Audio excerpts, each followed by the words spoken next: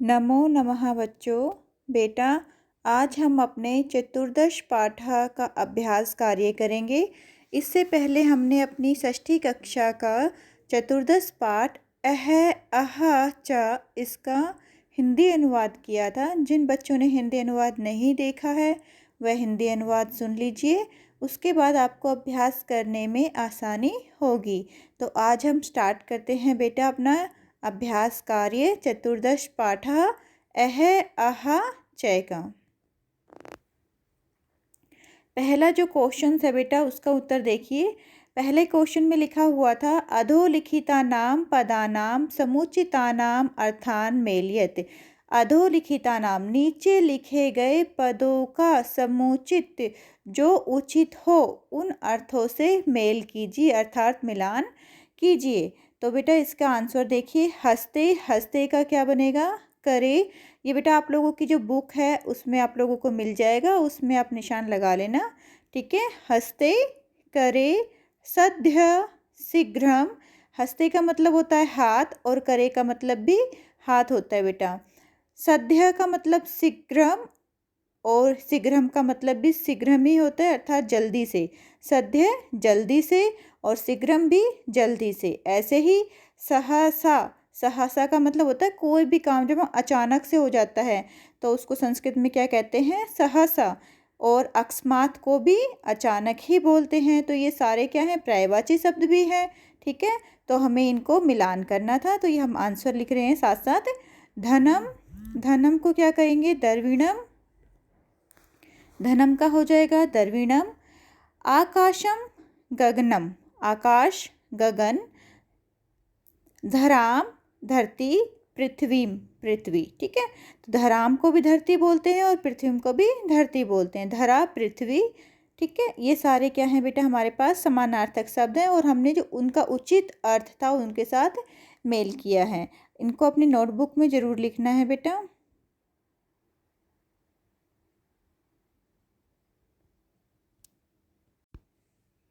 Question number second है मंजूषात उचितम विलोम पदम चित्वा लिखत। मंजूषा से उचित पद जो विलोम पद है उनको चुनकर हमें लिखना है। अभी विलोम शब्द करना है। पहले हमने सेम शब्द किया था, ठीक है, पर्यायवाची किया था। अब हम विलोम शब्द कर रहे हैं। चतुरः, चतुरः मतलब चालाक, तो इसका विलोम क्या होगा? मूर्खा। आने तुम, आने तुम का विलोम क्या हो जाएगा बेटा? नेतुम। आने तुम आने के लिए, नेतुम लाने के लिए। निर्गच्छति ही, निर्गच्छति का मतलब होता है बाहर निकलना और प्रविशति ही प्रवेश करना। निर्गच्छति ही बाहर जाना और प्रविशति ही अंदर आना। स्वामी का विलोम सेवकः। प्रसन्नः का विलोम दुखितः। उच्चैः का विलोम नीचैः। ठीक है। प्रसन्न का दुख होता है ना, हम बहुत खुश हैं, हम बहुत दुखी हैं, तो प्रसन्नः का क्या हो जाएगा? दुखितः। उच्चैः का मतलब होता है ऊंचा और नीचैः का मतलब नीचे। तो ये भी सारे विलोम शब्द हो गए। तो ये हमारा जो सेकंड क्वेश्चन था बेटा उसके उत्तर हैं। अपनी नोटबुक में लिख लीजिए। क्वेश्चन नंबर थर्ड है बेटा मंजूषातः उचितम अव्यव पदम चित्वा रिक्त स्थानानि पूरयत। अब आपको मंजूषा में जो उचित अव्यय पद दिए हुए हैं उनको देखकर उनको चुनकर आपको रिक्त स्थान की पूर्ति करनी है। अव्यय पद कौन से होते हैं? अव्यय पद वो पद होते हैं बेटा जिनके ऊपर लिंग, पुरुष, वचन, काल, क्रिया का कोई प्रभाव नहीं पड़ता है। ठीक है। उन्हें हम अव्यय पद कहते हैं। जैसे हमारे पास बहुत सारे अव्यय पद हैं और इस मंजूषा में कौन कौन से अव्यय पद दिए गए हैं? एव, अपि, एव, चा, उच्चैः। ठीक है। अब इनको हमें यूज़ करते हुए अपना जो रिक्त स्थान है वो फिल करना है। बालकः, बालिकाः च क्रीडा क्षेत्रे क्रीडन्ति। बालक और बालिका क्रीडा क्षेत्र में अर्थात खेल के मैदान में खेलते हैं। चा का मतलब क्या हुआ? और।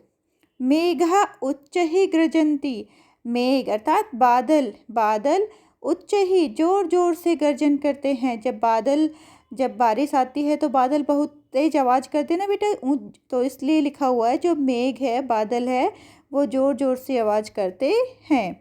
बकः हंसः इव श्वेतः भवति। बगुला हंस के समान श्वेत होता है, सफ़ेद होता है। जैसा हंस सफ़ेद होता है वैसा ही बगुला भी सफ़ेद होता है। ठीक है। बकहा इव का मतलब हुआ के समान, जैसा बगुला है उसी के समान हंस है। ऐसे हम और भी इससे सेंटेंस बना सकते हैं बेटा। बकहा हंसः इव श्वेतः भवति, सत्यम एव जयते, सत्य की ही जीत होती है। एव का मतलब क्या होता है? ही। तो हमारा सेंटेंस की क्या हिंदी बनेगी? सत्यम एव जयते, सत्य की ही जीत होती है। अहम पठामि त्वम अपि पठ, मैं भी पढ़ता हूँ तुम भी पढ़ो। अपि का जो अव्यय शब्द है उसका मतलब है भी। ठीक है। अपि का मतलब क्या है? भी। मैं भी पढ़ता हूँ तुम भी पढ़ो। ठीक है बच्चा।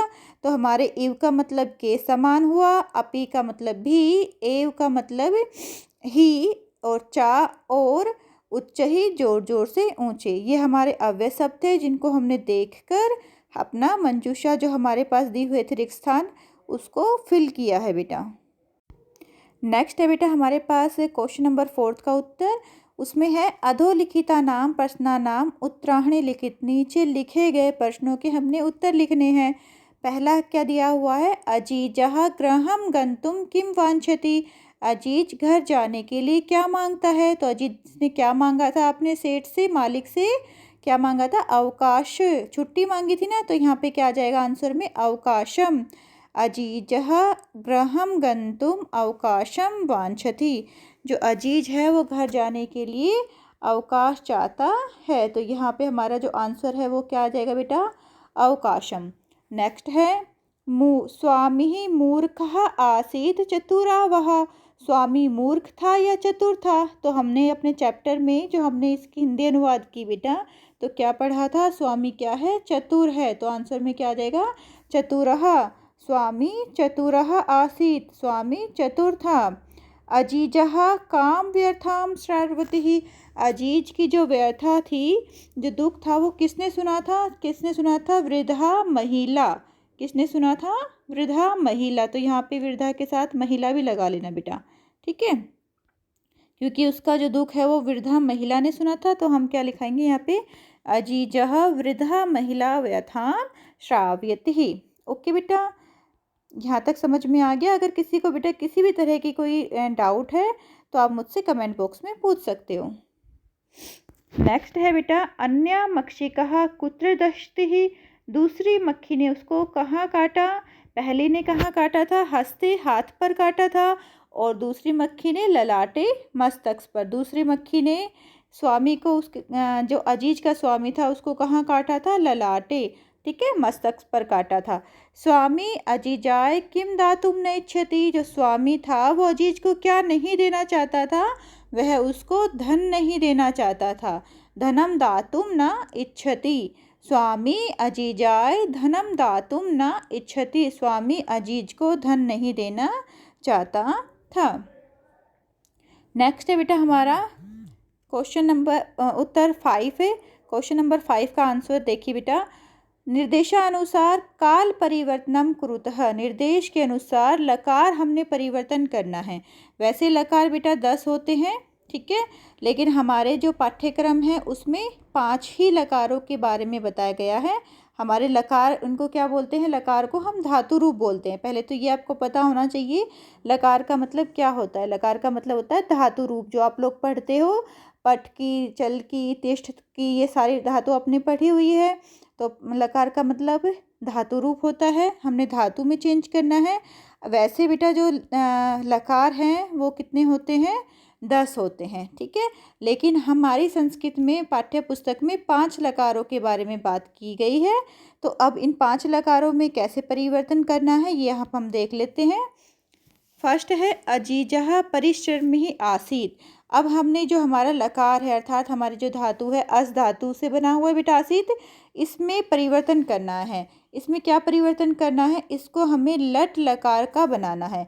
ये हमारा लंग लकार है, भूतकाल का है। अब हमें इसे लट लकार में चेंज करना है, अर्थात इसे हमें वर्तमान काल में चेंज करना है।